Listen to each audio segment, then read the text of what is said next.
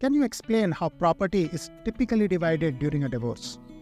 In order to understand how property is divided in a divorce, you have to think about the character of the property. And so what it means by the character is whose property really is it? So in California, we're a community property state. If you look at kind of the West Coast, most of the states along the West Coast are considered community property.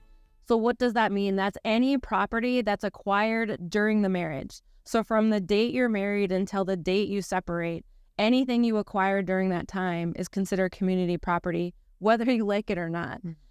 Any property that you acquired before marriage or after the date of separation is considered your separate property.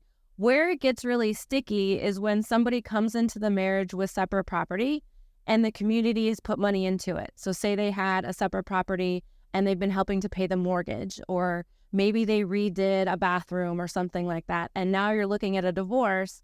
Well, you've improved the property. So part of the division is easy when you're separating community property. You get 50% and the other spouse gets 50%. That's pretty easy. Where it gets really muddy is when you've brought in separate property and now the community, or vice versa, the community property is being supported by a separate property. And so then you have to go back and look at, are they getting just the money they put back into the property? Are they getting back maybe you redone the bathroom, so now the value of property is increased? Right.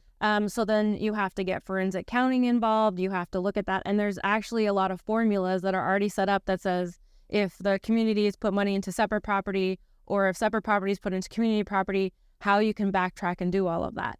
So if it's really straightforward and, you're high school sweethearts and you acquired everything together, then it's pretty straightforward. In California, everything is 50-50. That's just the way it is.